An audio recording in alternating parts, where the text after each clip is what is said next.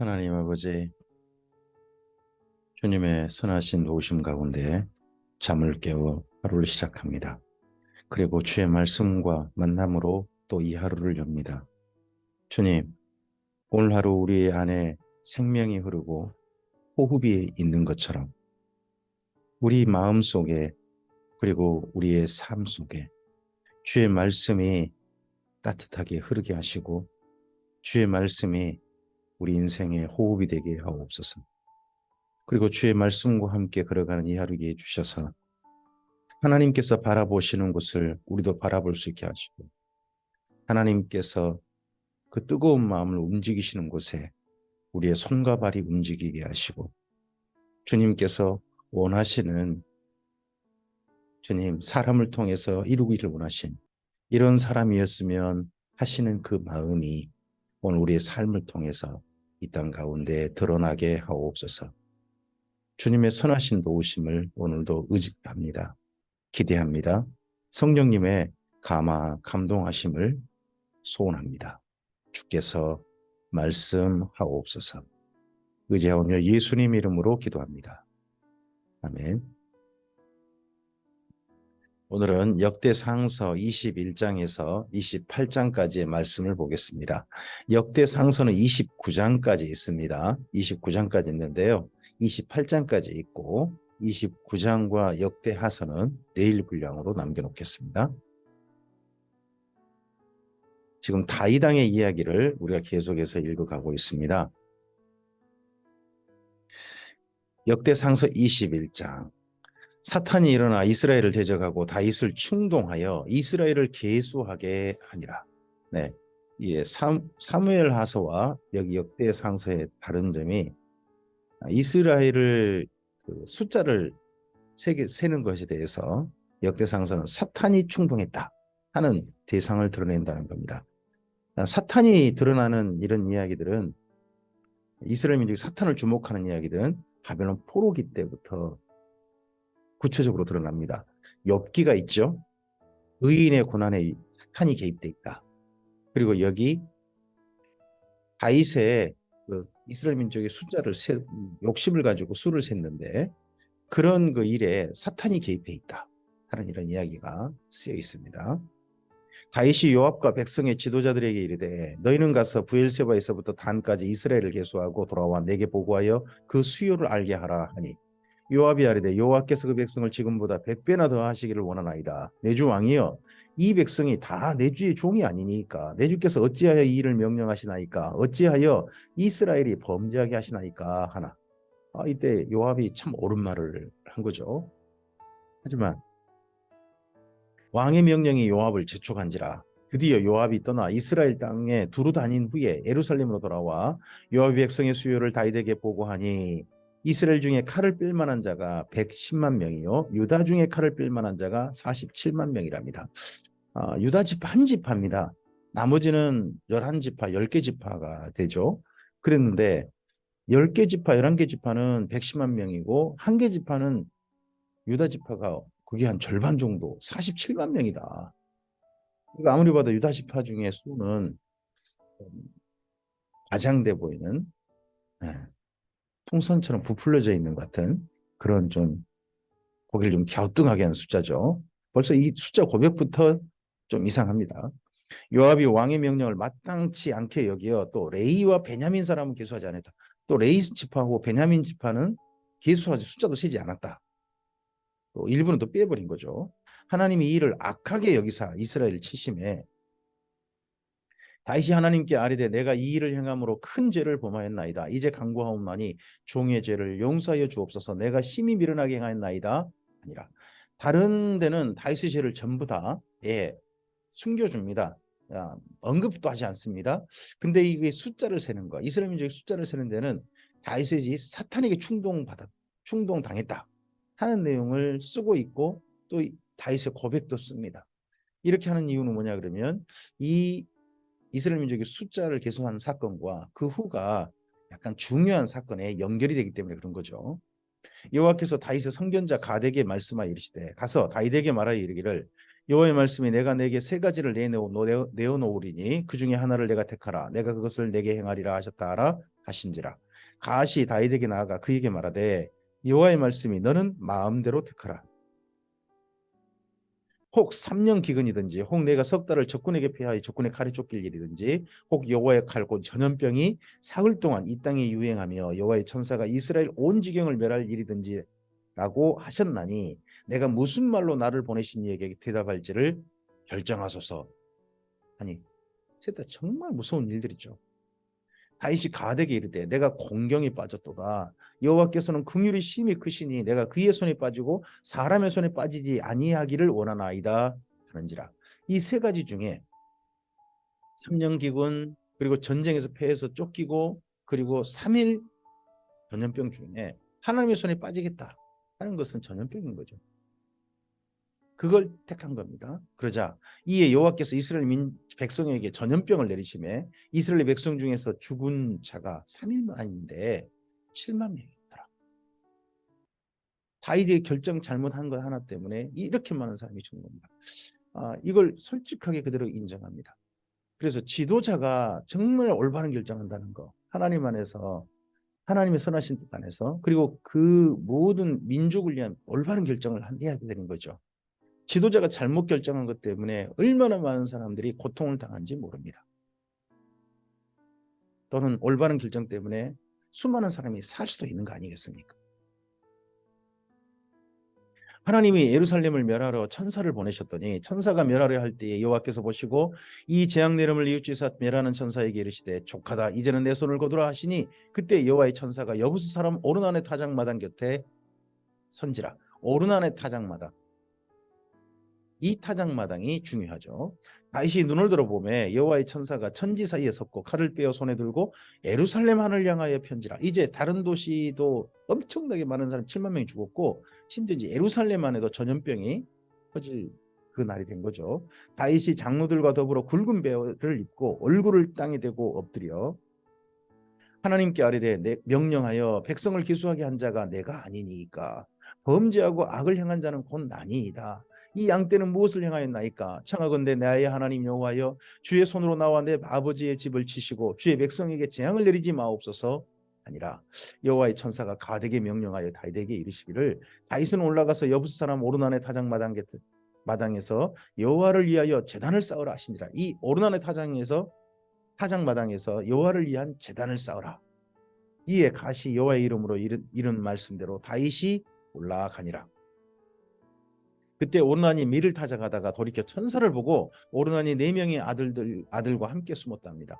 오르난도 천사를 봤답니다. 오르난도 보고 다윗도 보고 장들도 다 봤는데 우리도 이런 천사가 보였으면 좋겠습니다. 그러면 우리 삶이 좀 달라지지 않을까요? 그래도요. 이들도 봤다는데. 다윗이 오르난에게 나아가며 오르난이 내다보다가 다윗을 보고 타작마당에서 나와 얼굴을 땅에 대고 다윗에게 절하며 다윗이 오르난에게 이르되 타작하는 곳을 내게 넘기라. 너는 상당한 값으로 내게 넘기라. 내가 여호와를 위하여 여기 한 제단을 쌓으리니 그리하면 전염병이 백성 중에서 그치리라 하니 오르난이 다윗에게 말하되 왕은 취하소서 내 주 왕께서 좋게 여기신 대로 행하소서 보소서 내가 이것들을 드리나이다. 소들은 번제물로 곡식 떠는 기계는 화목으로 밀은 소제물로 삼기 위하여 다 드리나이다 하는지라. 다윗 왕이 오르난에게 이르되 그렇지 아니하다. 내가 반드시 상당한 값으로 사리라. 내가 여호와께 드리려고 내 물건을 빼앗지 아니하겠고 값없이는 번제를 드리지도 아니하리라 하니라. 그리하여 다윗은 그 터 값으로 금 600세겔을 달아 오르난에게 주고. 이 가격이 역대 상사하고 사무엘 하사 가격이 달라요. 사무엘 하사서는 아주 작은 가격이 돼 있습니다. 은으로 되어 있고요. 근데 여기 금 600세겔 굉장히 높은 가격이죠. 그 터에 대한 제대로 된 가격입니다. 근데 그러고 봐서는 역대상서는 전체 가격을 말한 것 같고 그리고 아마도 거기 앞서서 사무엘 하서는 번제단의 소값이라든지 그런 가격으로 보입니다. 다윗이 거기서 여호와를 위하여 제단을 쌓고 번제와 화목제를 드려 여호와께 아뢰었더니 여호와께서 하늘에서부터 번제단 위에 불을 내려 응답하시고 여호와께서 천사에게 명령하시며 그가 칼을 칼집에 꽂았더라. 이때 불이 하늘에서 내려왔다는 제단을 쌓았을 때 제단을 쌓고 하나님께 제사를 올려드렸을 때 그때 하늘에서 불이 내렸던 사건이 몇 번 있죠. 그 사건 가운데 이 사건도 있다는 것. 엘리야의 제단이 생각나지 않습니까? 그리고 삼손의 아버지 어머니가 그 하나님의 보내신 기묘라고 하는, 우리는 예수님이라고 그렇게 주장합니다만 성육신 하시기 전에 그를 만났을 때 그때 올려드린 제사가 또 불이 내려서 그 제물을 살랐지요. 이런 특별한 그 불이 내린 사건이 이때도 이 오르난의 타작 마당에 제단이 임했다는 겁니다. 이때 다윗이 여호와께서 여부스 사람 오르난의 타작 마당에서 응답하심을 보고 거기서 제사를 드렸으니 옛적에 모세가 광야에서 지은 여호와의 성막과 번제단이 그때 기브온 산당에 있었으나 다윗이 여호와의 천사의 칼을 두려워하여 감히 그 앞에 가서 하나님께 묻지 못하더라. 기브온 산당은 못 갔다는 겁니다. 못 가고 여기 예루살렘에서 따로 오르난 타작 마당에서 여기서 하나님께 제사를 드렸다. 역대상서 22장입니다. 다윗이 이르되, 이 오르난의 타작마다 이는 여호와 하나님의 성전이요 이는 이스라엘의 번제단이라 하였더라. 이렇게 돼서 성전터가 정됩니다. 하나님께서 불을 내리신 그곳, 제사를 받기에 불을 내리신 그곳, 그곳이 바로 번제단이 되었습니다. 사람을 태운 게 아닙니다. 재물을 태운 겁니다. 다윗이 명령하여 이스라엘 땅에 거류하는 이방 사람을 모으고 석수를 시켜 하나님의 성전을 건축할 돌을 다듬게 하고, 다윗이 또 문짝목과 거멀못에 쓸 철을 많이 준비하고 또 무게를 달 수 없을 만큼 심이 많은 옷을 준비하고 또 백향목을 무수히 준비하였으니 이는 시돈 사람과 두로 사람이 백향목을 다윗에게로 많이 수운하여 왔습니다. 이 성전을 짓기 위하여서 다윗이 미리 건축 재료를 준비했습니다. 다윗이 이르러 내 아들 솔로몬은 어리고 미숙하고 여호와를 위하여 건축할 성전은 극히 웅장하여 만국의 명성과 영광이 있게 하여야 할지라. 그러므로 내가 이제 그것을 위하여 준비하리라 하고 다윗이 죽기 전에 많이 준비하였더라. 자기가 성전을 지을 수 없지만 자기 아들 솔로몬에게 이 성전 진리를 물려주고 왕위를 물려줘서 하나님을 지키게 하겠다. 근데 그 지은 성전을 웅장하게 지키는 왕으로서 마땅히 할 수 있는 그런 일이죠.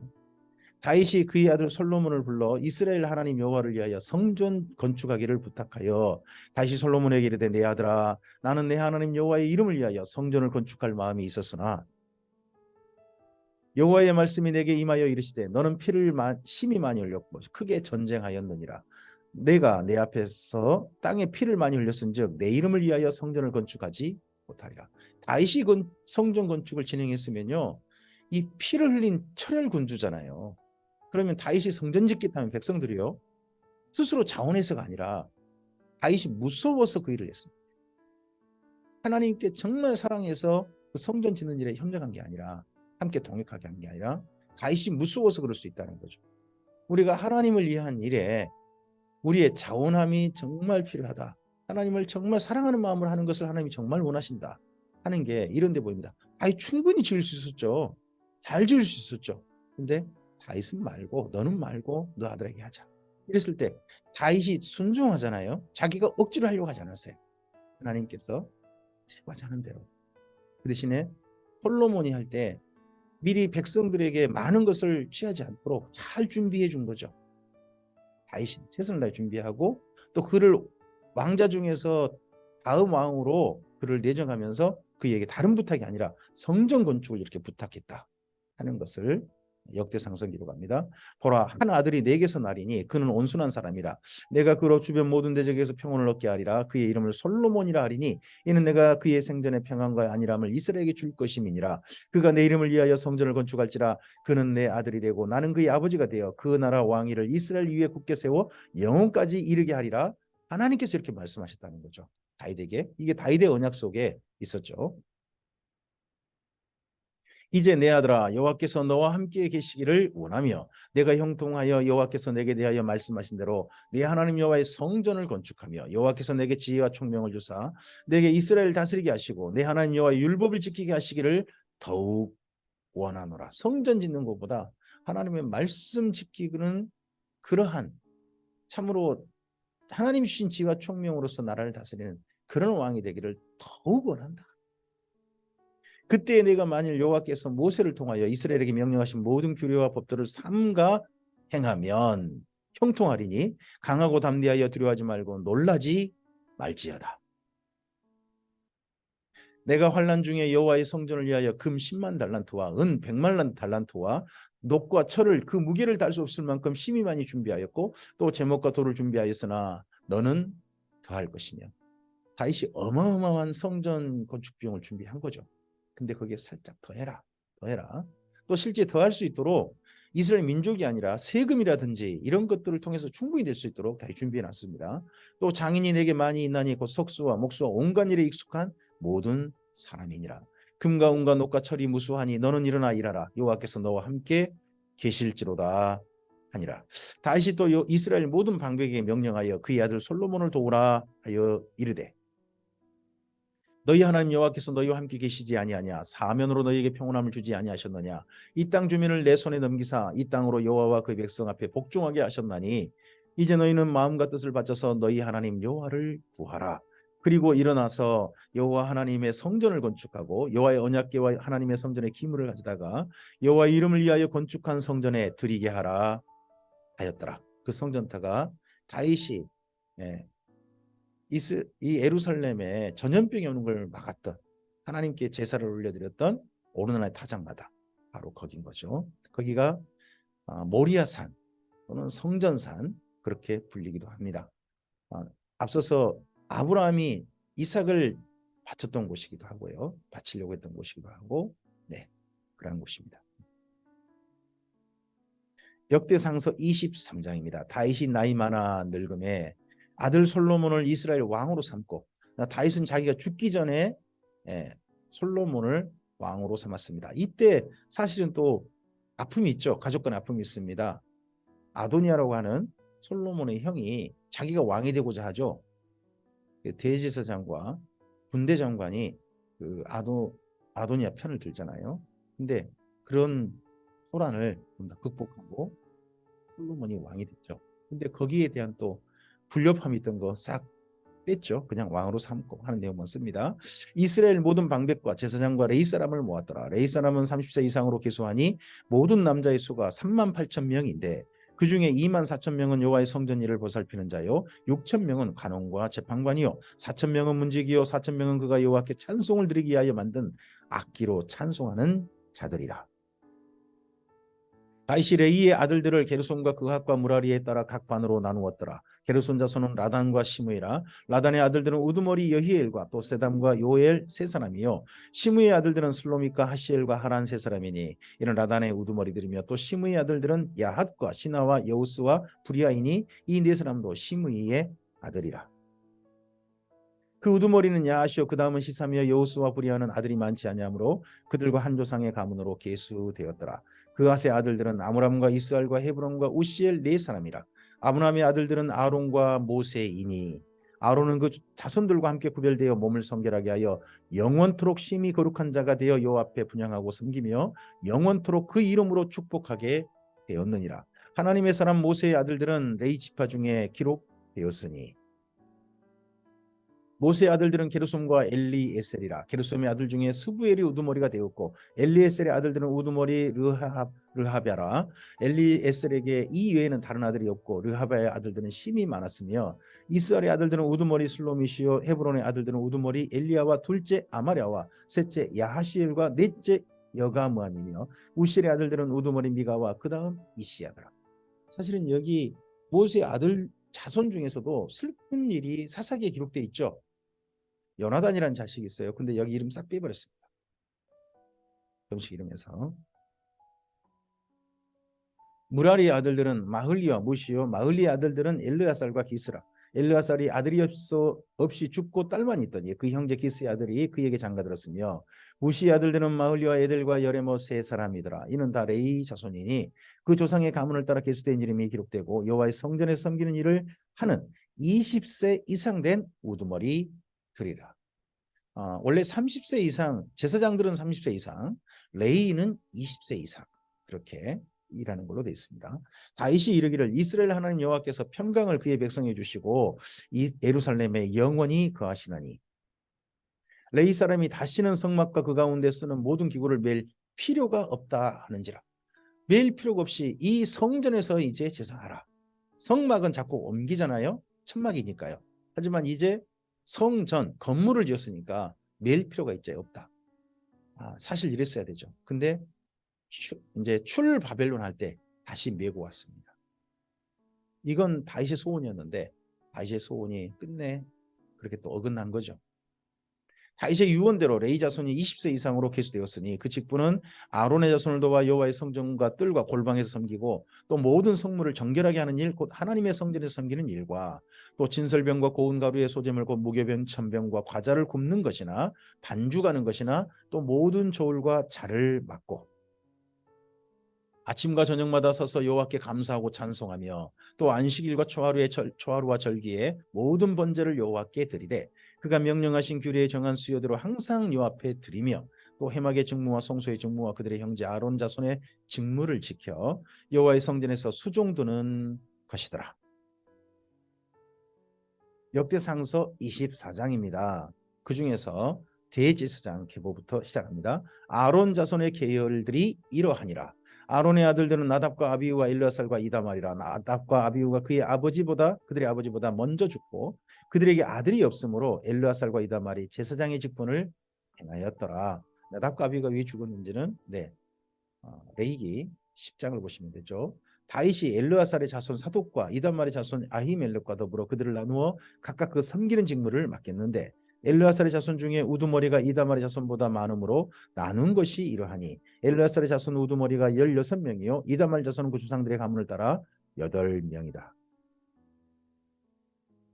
이에 제비 뽑아 피차에 차등이 없이 나누었으니 이는 성전의 일을 다스리는 자와 하나님의 일을 다스리는 자가 엘르아살의 자손 중에도 있고 이다말의 자손 중에도 있습니다. 레위 사람 느다넬의 아들 서기관 스마야가 왕과 방백과 제사장 사독과 아비아달의 아들 아히멜렉과 및 제사장과 레위 사람의 우두머리 앞에서 그 이름을 기록하여 엘르아살의 자손 중에서 한 집을 뽑고 이다말의 자손 중에서 한 집을 뽑았으니 첫째로 제비 뽑힌 자는 여호야립이요 둘째는 여다야요 셋째는 하림이요 넷째는 수올이며 여기 제비 뽑은 사람들은 이제 성전을 관리하는 한 달을 절반으로 나눕니다. 그래서 24반열이라고 하는데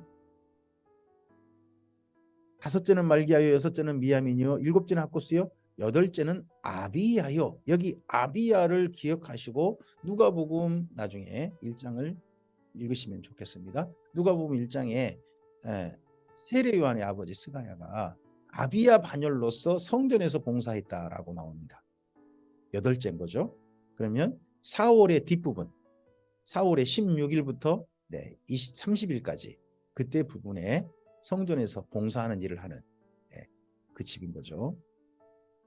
9째는 예수와요 10째는 스가냐요 11째는 엘리야십이요 12째는 야김이요 13째는 하여 14째는 에세브압이요 15째는 빌가요 16째는 인멜이요 17째는 헤실이요 18째는 핫비세스요 19째는 부다히야요 20째는 여헤스겔이요 21째는 야긴이요 22째는 가물이요 23째는 들라야요 24째는 마하시야라. 이와 같은 직무에 따라 여호와의 성전에 들어가서 그의 아버지 아론을 도왔으니 이는 이스라엘의 하나님 여호와께서 명하신 규례더라. 레위 자손 중에 남은 자는 이러하니 아므람의 아들 중에는 수바엘이요 수바엘의 아들 중에는 에드야며 르하바에 이르러는 그의 아들 중에서 우두머리 이시야요 이스라엘의 아들 중에는 슬로모시요 슬로모스의 아들 중에는 야하시요 헤브론의 아들들은 장자 여리야와 둘째 아마랴와 셋째 야하시엘과 넷째 여가무함이요 우시엘의 아들들은 미가요 미가의 아들 중에서는 사밀이요 미가의 아우 이시야라 이시야의 아들 중에는 스가랴이며 무라리의 아들들은 마흘리와 무시요 야하시야의 아들들은 분노이니 무라리의 자손 야하시야에게서 난 자는 분노와 소함과 삭불과 이불이요 마흘리의 아들 중에서는 엘르아살이니 엘르아살은 아들이 없으며 기스에 이르러서는 그의 아들 여라무엘이요 무시 아들들은 마흘리와 예델과 여리모시니 이는 다 그 조상의 가문에 따라 기록한 레위 자손이라. 우리는 별로 관심 없는 이름이지만 이 이름들이 다윗왕 때 성전을 봉사하는 대표들로 이름들이 다 기록됐다는 거죠. 그러니까 여기 지금 역대상서는 일부러 그런 것들 발굴해서 아마도 왕조실록 같은 데 있겠죠. 이런 내용이 그걸 발굴해 가지고 기록하고 있습니다. 왜요? 지금 여기 역대상서는 바빌론 포로 귀환 자들의 삶은 성전 중심으로 모든 일을 움직이고 있거든요. 그래서 성전에서 활동들을 적극적으로 모든 일을 발굴해서 본래 하나님이 말씀하신 대로, 본래 하나님께 맨 처음 감동받은 대로 복원하고자 하는 거죠. 더욱더 하나님을 진실하게 섬기고자 하는 거죠. 그래서 이러한 내용들을 철저하게 다 가져와서 기록으로 다시 해주고 있는 거죠. 이 여러 사람도 다이단과 사독과 아히멜렉과 제사장과 레이 우두머리 앞에서 그들의 형제 아론 자손처럼 제비 뽑혔으니 장자의 가문과 막내 동생의 가문이 다름이 없더라. 역대상서 25장입니다. 다윗이 군대 지휘관들과 더불어 아삽과 헤만과 여두둔의 자손 중에서 구별하여 섬기게 하되 수금과 비파와 재금을 잡아 신령한 노래를 하게 하였으니 그 직무대로 일하는 자의 수요는 이러하니라.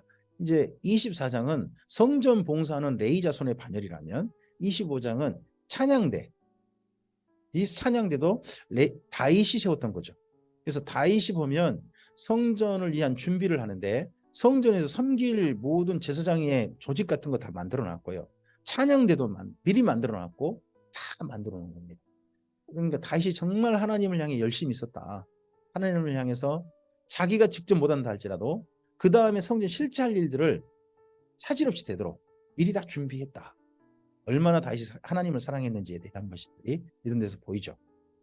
아삽의 아들들은 삭굴과 요셉과 느다냐와 아사렐라니 이 아삽의 아들들이 아삽의 지휘 아래 왕의 명령을 따라 신령한 노래를 하며 여두둔에 이르러서는 그의 아들들 그달리아와 스리와 여사야와 시므이와 하사바와 마띠디아 6사람이니 그의 아버지 여두둔의 지휘 아래 수금을 잡아 신령한 노래를 하며 여호와께 감사하며 찬양하며 헤만에 이르러는 그의 아들들 붓기야와 마따냐와 우시엘과 스브엘과 여리목과 하나냐와 하나니와 엘리아다와 갓달디와 로함디 에셀과 요스브 가사와 말로디와 호딜과 마하시옷이라.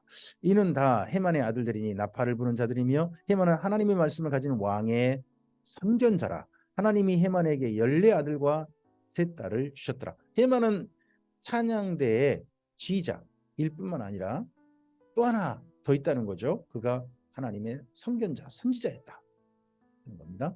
이들이 다 그이들의 아버지 지휘 아래 재금과 비파와 수금을 잡아 여호와의 전에서 노래하여 하나님의 전을 섬겼으며 아삽과 여두둔과 헤만은 왕의 지휘 아래 있었으니 그들과 모든 형제 곧 여호와의 찬송하기를 배워 익숙한 자의 수요가 288명이다. 왕의 지휘 아래 이 찬양대가 있었다. 이로 봐서는 다윗도 그 찬양대 전체를 지휘하는 사람이었다 하는 거겠죠. 이 무리의 큰 자나 작은 자나 스승이나 제자를 막론하고 다 같이 제비 뽑아 직임을 얻었으니 첫째로 제비 뽑힌 자는 아삽의 아들 중 요셉이요 둘째는 그달리아니 그의 형제들과 아들들 12명이요 셋째는 삭굴이니 그의 아들들과 형제들과 12명이요 넷째는 이스리니 그 아들들과 형제들과 12명이요 모두 12명씩 찬양대가 그러면 대장과 밑에 사람들 하면 13명 그런 조직이 된 것 같죠. 다섯째는 느다냐니 그의 아들들과 형제들과 12명이요 여섯째는 붓기야니 그의 아들들과 형제들과 12명이요 일곱째는 여사렐라니 그의 아들들과 형제들과 12명이요 여덟째는 여사야니 그 아들들과 형제들과 12명이요 아홉째는 마따냐니 그의 아들들과 형제들과 12명이요 열째는 시므이니 그의 아들들과 형제들과 12명이요 열한째는 아사렐이니 그의 아들들과 형제들과 12명이요 열둘째는 하사바니 그의 아들들과 형제들과 12명이요 열셋째는 수바엘이니 그의 아들들과 형제들과 12명이요 열넷째는 마띠디아니 그의 형제들과 그 아들들과 형제들과 12명이요 열다섯째는 여레모시니 그의 아들들과 형제들과 12명이요 열여섯째는 하나냐니 그의 아들들과 형제들과 12명이요 열일곱째는 요사브가사니 그의 아들들과 형제들과 12명이요 열여덟째는 하나니니 그의 아들들과 형제들과 12명이요 19째는 말로디니 그의 아들들과 형제들과 12명이요 20째는 엘리아다니 그의 아들들과 형제들과 12명이요 21째는 호딜이니 그의 아들들과 형제들과 12명이요 20째는 갓달디니 그의 아들들과 형제들과 12명이요 23째는 마하시오시니 그의 아들들과 형제들과 12명이요 24째는 로함디에셀이니 그의 아들들과 형제들과 12명이었더라. 그래서 찬양대도 24반열로 나누어 가지고 한 달에 절반씩 이렇게 섬기는 13명이 찬양대를 이루어 섬기는 이렇게 조직을 다윗이 만들었다는 거죠. 역대상서 26장입니다. 이스라엘 자손의 모든 가문의 우두머리와 천부장과 백부장과 왕을 섬기는 간원들이 그들의 숫자대로 반이 나누이니 각 반열이 2만 4천 명씩이라 1년 동안 달마다 들어가며 나왔으니 첫째 달 반의 반장은 삽디엘의 아들 야소부하며 그의 반에 2만 4천 명이라. 그는 베레스의 자손으로 첫째 달 반에 모든 지휘관의 우두머리가 되었고 둘째 달 반의 반장은 아호와 사람 도대여 또 미글롯이 그의 반의 주장이 되었으니 그의 반에 2만 4천 명이요. 이번에는 그 나라를 전체적으로 상비군 조직 같은 거 같죠? 상비군 조직 같은데 그 상비군 조직도 1년 전체를 늘 섬기는 게 아니라 한 달의 절반을 지휘하고 생업으로 돌아가고 하는 조직을 그렇게 만든 것 같습니다. 셋째 달 군대의 셋째 지휘관은 대제사장 여호야다의 아들 분하야요 그의 반에 2만 4천 명이라. 이 분하야는 30명 중에 용사요 30명 위에 있으며 그 반 중에 그의 아들 암미사밧이 있으며 넷째 달 넷째 지휘관은 요압의 아우 아사야일이요 그 다음은 그의 아들 스바다니 그의 반에 2만 4천 명이요. 다섯째 달 다섯째 지휘관은 이스라 사람 사무시니 그의 반에 2만 4천 명이요. 여섯째 달 여섯째 지휘관은 두구와 사람 이케스의 아들 이라이니 그의 반에 2만 4천 명이에요. 일곱째 달 일곱째 지휘관은 에브라임 자손에 속한 발론 사람 헬레스니 그의 반에 2만 4천 명이요. 여덟째 달 여덟째 지휘관은 세라 족속 후사 사람 시프게니 그의 반에 2만 4천 명이요. 아홉째 달 아홉째 지휘관은 베냐민 자손 아나도 사람 아비에셀이니 그의 반에 2만 4천 명이요. 열째 달 열째 지휘관은 세라 족속 두도바 사람 마하레이니 그의 반에 2만 4천 명이요. 열한째 달 열한째 지휘관은 에브라임 자손에 속한 비라돈 사람 분하야니 그의 반에 속한 2만 4천 명이요. 열둘째 달 열둘째 지휘관은 온니엘 자손에 속한 무도바 사람 헬데인이 그 반에 2만 4천 명이었더라. 이렇게 보니까 지휘관들은 제가 말을 잘못했네요. 한 달에 한 번씩 지금 나뉜 것 같죠? 한 달에 한 번씩 돌아가면서 그렇게 지휘를 하고 상비군 조직으로 이렇게 쓰던 것 같습니다. 이 조직을 본받아서 아마도 바벨론 포로 귀한 자들도 전체 숫자들 가운데서 한 달에 1년에 한 달은 상비군이 되어서 경비하는 일들 이쪽을 일을 하지 않았을까 싶습니다. 이스라엘 지파를 관할하는 자는 이러하니라. 루벤 자손의 지도자는 시그리의 아들 엘리에셀이요 시몬 사람의 지도자는 마아가의 아들 스바다요 레이 사람의 지도자는 그무엘 아들 하사바요 아론 자손의 지도자는 사독이요 유다의 지도자는 다윗의 형 엘리후요 이사갈의 지도자는 미가엘의 아들 오므리요 스불론의 지도자는 오바데의 아들 이스마야요 납달리의 지도자는 이스리엘의 아들 여레못이요 에브라임 자손의 지도자는 야사시야의 아들 호세아요 므낫세 반지파의 지도자는 부다의 아들 요엘이요 길라앗에 있는 므낫세 반지파의 지도자는 스갈의 아들 이또요 베냐민의 지도자는 아브넬의 아들 야시엘이요 다는 여로함의 아들 아사렐이니 이들은 이스라엘 지파의 지휘관이었더라. 우리가 그전 같으면 지파장 그렇게 불렀을까요? 네, 여기는 지휘관으로 그렇게 표현했네요. 이스라엘 사람의 20세 이상의 수요는 다윗이 조사하지 아니하였으니 이는 여호와께서 전에 말씀하시기를 이스라엘 사람을 하늘의 별과 같이 많게 하리라 하셨습니다. 수르의 아들 요압이 조사하기를 시작하고 끝내지 못해서 이 일로 말미암아 진노가 이스라엘에게 임한지라 그 수요를 다윗 왕의 역대지략에 희록하지 아니하였더라. 앞서서 나온 숫자는 역대지략이 아닌 그냥 다른 문서에 근거한 숫자인 것 같죠.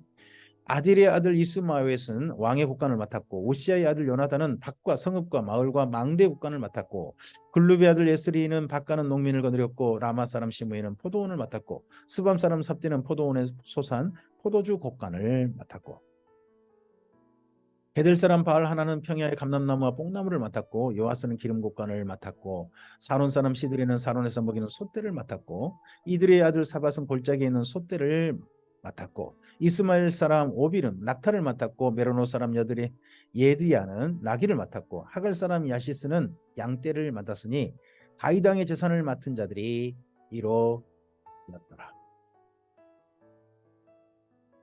다윗의 숙부 요나단은 지혜가 있어 모사가 되며 서기관도 되었고 하모니의 아들 여히엘은 왕자들의 수종자가 되었고 아히도벨은 왕의 모사가 되었고 이 아히도벨 아렉 사람 후세는 왕의 벗이 되었고 아히도벨이 왕의 모사로서 있다가 그냥 정계 은퇴하고 돌아갔다가 나중에 다윗을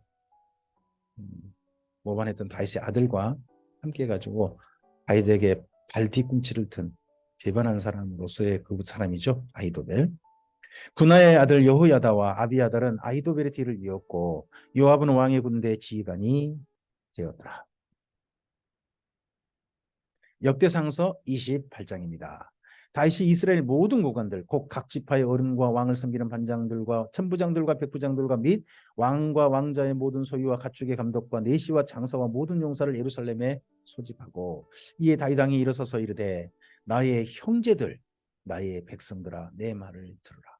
다윗이 자기와 함께하고 있는 모든 12지파 사람들을 뭐라고 부르는가? 나의 형제들 나의 백성들아. 이런 의식을 왕이 가지고 있다는 것, 이건 참 귀한 거죠. 네. 나는 여호와의 언약궤 곧 우리 하나님의 발판을 봉헌할 성전을 건축할 마음이 있어서 건축할 재료를 준비하였으나 하나님이 내게 이르시되 너는 전쟁을 많이 한 사람이라 피를 많이 흘렸으니 내 이름을 위하여 성전을 건축하지 못하리라 하셨느니라. 그러나 이스라엘 하나님 여호와께서 전에 나를 내 부친의 온 집에 택하여 영원히 이스라엘 왕이 되게 하셨나니 곧 하나님이 유다 지파를 택하사 머리를 삼으시고 유다의 가문에서 내 부친의 집을 택하시고 내 부친의 아들들 중에서 나를 기뻐하사 온 이스라엘의 왕을 삼으셨느니라. 여호와께서 내게 여러 아들을 주시고 그 모든 아들 중에서 내 아들 솔로몬을 택하사 여호와의 나라 왕위에 앉혀 이스라엘 다스리게 하려 하실세 내게 이르시기를 내 아들 솔로몬 그가 내 성전을 건축하고 내 여러 뜰을 만들리니 이는 내가 그를 택하여 내 아들을 삼고 나는 그의 아버지가 될 것임이라. 그가 만일 나의 계명과 법도를 힘써 준행하기를 오늘과 같이 하면 내가 그의 나라를 영원히 견고하게 하리라 하셨느니라. 이제 너희는 온 이스라엘 곧 여호와의 회중이 보는 데서와 우리 하나님이 들으신 데에서 너희 하나님 여호와의 모든 계명을 구하여 지키기로 하라. 그리하면 너희가 이 아름다운 땅을 누리고 너희 후손에게 끼쳐 영원한 기업이 되게 하리라. 네 아들 솔로몬아 너는 내 아버지의 하나님을 알고 온전한 마음과 기쁜 뜻으로 섬길지어다. 회중에게 먼저 그 모이신 지도자들에게 하나님의 말씀대로 살기로 약속하라. 하고 나서 거기 아마도 28장 8절에 하고 난 다음에 회중들이 아멘 했거나 소를 절반을 쪼개가지고 피는 따라 받아놓고 그 사이를 지나는 거죠. 지나면서 이 약속을 그렇게 하겠습니다. 약속을 하는 거죠. 또 이 장소가 아마도 성전터인 오르난의 타작마당이라든지 있는 그런 곳에서 했을 가능성도 있죠. 이렇게 서로 약속하고요. 그다음에 솔로몬에게 약속을 받습니다. 여호와께서는 모든 마음을 감찰하사 모든 의도를 아시나니 내가 만일 그를 찾으면 만날 것이요 만일 내가 그를 버리면 그가 너를 영원히 버리시리라. 그런즉 이제 너는 삼갈지어다 여호와께서 너를 택하여 성전의 건물을 건축하게 하셨으니 힘써 행할지니라 아니라. 이러고 난 다음에 솔로몬과 다윗이 또 그 언약의 재물 그 사이를 지났거나 하나님 앞에서 아멘 했거나 뭐 그런 게 있겠었겠죠. 그리고 나서 다윗이 성전의 복도와 그 집들과 그 곡간과 다락과 골방과 속죄소의 설계도를 그의 아들 솔로몬에게 주고 성전 그 설계도도요 다시 다 마련했습니다. 그럼 솔로몬은 그냥 그걸 집행만 하면 됐던 거죠. 준비는 다 해놓았습니다. 저는 이런 모범도 참 좋다고 생각합니다. 지금 우리 때 모든 걸 다 하기보다는 우리 다음에 할 일을 남겨놓는 거죠. 대신에 그 할 일을 할 수 있도록 준비를 다 해주는 거죠. 앞선 세대가. 다윗은 그렇게 여기 물려줍니다. 또 그가 영감으로 받은 모든 것, 곧 여호와의 성전의 뜰과 사면의 모든 방과 하나님의 성전 곳간과 성물 곳간의 설계도를 주고 이걸 영감으로 받았다 됐지 않습니까? 그러니까 성막을 모세가 하나님의 성막을 보고 그 하늘의 성막을 보고 본따 가지고 이 땅의 성막을 지었던 것처럼 이 성전도 하늘에 있는 성전 또는 하나님께서 성령님을 통하여 감동 주신 것을 다윗이 설계도로 마련했다는 거죠. 또 제사장과 레위 사람의 반열과 여호와의 성전에 섬기는 모든 일과 여호와의 성전을 섬기는 데 쓰는 모든 그릇의 양식까지 다 설명합니다.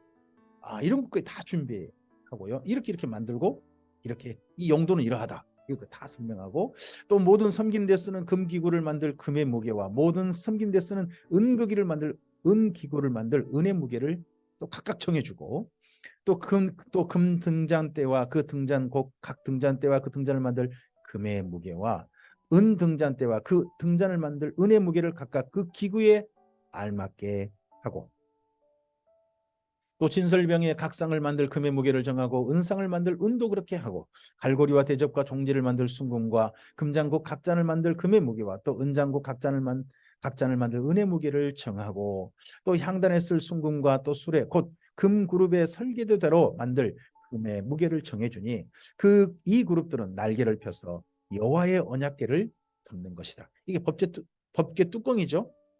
법궤 뚜껑. 네, 이 법궤 뚜껑을 다른 말로 속죄소, 시은좌 그렇게 부르기도 하죠. 다윗이 이르되 여호와의 손이 내게 임하여 이 모든 일의 설계를 그려 나에게 알려주셨느니라. 이 모든 설계는 영감받아 다윗이 하나님께서 알려주신 대로 설계했고 넘겨줬다는 겁니다. 다윗이 하나님을 얼마나 사랑했는지, 그런 다윗을 하나님께서 얼마나 기뻐하셨는지. 그가 성전을 짓지는 못하지만 성전을 위한 모든 준비를 다 할 수 있게 해주면서 미리 다 본 거죠. 설계도를 따라 미리 다 봐버렸죠. 수시도나 조감도나 이런 걸 미리 다 봐버린 거예요. 다윗은 이미 그런 상태로 다 넘겨줍니다. 그리고 어떻게 보면요, 솔로몬의 성전은요 다윗 성전인 거죠. 다윗이 다 봤고 다윗이 설계를 그렸고 그렇게 넘겨준 거니까 지은이만 직접 만든 이만 솔로몬일 뿐인 거죠. 또 그의 아들 솔로몬에게 이르되 너는 강하고 담대하여 이 일을 행하라. 두려워하지 말며 놀라지 말라. 내가 여호와의 성전 공사의 모든 일을 마치기까지 여호와 하나님 나의 하나님이 너와 함께 계시사 내게서 떠나지 아니하시고 너를 버리지 아니하시리라. 이 성전 공사 다 하나님께서 하게 하실 것이다. 나에게 감동 주던 하나님께서 아들인 너에게도 이 일을 너한테 맡겨서 너를 통하여서 이 성전을 짓게 하시겠다 하신 하나님께서 그 일을 다 하게 하실 것이다. 근데 그 다음도 잘했어야 하죠. 제사장과 레위 사람의 반이 있으니 하나님의 성전의 모든 공사를 도울 것이요 또 모든 공사에 유능한 기술자가 기쁜 마음으로 너와 함께 할 것이요 또 모든 지휘관과 백성이 온전히 내 명령 아래에 있으리라. 그러니까 너는 이 성전 공사를 하라고 유언을 모든 지도자들이 모인 자리에서 또 솔로몬까지 세우고 나서 한 거죠. 이미 왕위를 넘기고 난 다음에 이런 유언을 남겼은 것 같습니다. 오늘 여기까지입니다. 29장과 그리고 역대하서 말씀은 내일 또 이어가겠습니다. 다윗이 그가 하는 수많은 일들이 있었겠죠. 40년간 왕위에 있잖아요. 대부분 전쟁을 하고 합니다만은 그런 일들 가운데서 여기 역대상서의 다윗 왕의 뒷부분, 후기 부분을 다 무엇으로 채우느냐? 성전 준비를 한 것. 하나님을 향해 성전 건축할 준비를 했던 일들로 꽉 채웁니다. 다윗의 사무엘 하사하고 다른 점이 있습니다. 사무엘 하사는 다윗 왕의 인생 후기는 불행한 다윗으로 채워져 있거든요. 그랬는데 여기 역대 상서의 후기는 하나님의 성전을 지을 준비하는 사람으로 채워져 있습니다. 우리가 이게 보면 다윗의 남다른 점 같습니다. 그러면 이렇게 볼 수 있습니다. 다윗의 인생 후반부가요, 그의 개인적으로 참 불행했습니다. 정말 슬픈 인생, 아픈 인생을 살았습니다. 아들한테 쫓기고 아들이 아버지를 죽이려고 하고 그렇게 슬퍼하면서 살았습니다. 또 병이 걸려서 힘들었습니다. 찾아온 사람들이 다윗 왕을 향하여서 모반하는 이야기도 수없이 많이 들었습니다. 그런 가운데서 다윗이 하나님을 향한 마음이, 하나님을 향한 그 인생에 변함이 없었습니다. 역대상서 이 내용이 보이지 않습니까? 오늘 우리 삶의 환경에 따라서 내오는 여러 가지 일들에 따라서 우리가 하나님을 향한 우리 태도마저도 흔들려 버리고 우리가 하고자 하는 일도 흔들려 버릴 수도 있는 거 아니겠습니까? 근데 다윗은 흔들리지 않았다. 정말 하나님이 진실하게 사랑했다 하는 게 이 역대상서 비교해서 보면 또 보이는 것입니다.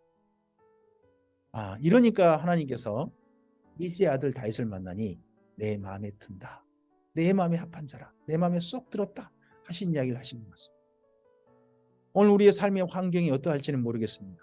근데 그런 가운데서 하나님, 예수님 안에서 하나님께 부름받은 사람으로서 하늘에 계신 하나님을 아버지라 부르는 사람으로서 내 삶이 오늘도 하나님의 자녀다운 삶으로 한결같게 하나님께서 우리 마음에 두신 소원, 다윗에게 주신 소원이 있었던 것처럼 우리 마음에 두신 소원이 하나님 안에서 한결같길 바랍니다. 그리고 그러한 일들이 내가 직접 하지 못한다 할지라도 그 다음에 할 수 있도록 준비해 준 일들을 했던 이 다윗의 모습이 또 아름답지 않습니까? 이런 일들이 우리 삶에서 오늘 이루어졌으면 좋겠습니다. 오늘 하루 삶 가운데 하나님의 선하신 도우심이 함께하길 바랍니다. 하나님께 거룩한 소원을 품고 이 하루를 걸어가는 주님의 사람들에게 하나님의 도우심이, 하나님께서 영감 주심이, 천사를 보내시고 그곳에서 하나님을 만나는 극적인, 정말 하나님께 내 삶을 산제물로 드리는 바로 그 자리가, 오르나 타작마당 같은 자리가 오늘 하루 이 시기를 바랍니다. 주님께서 함께 하실 것입니다. 감사합니다.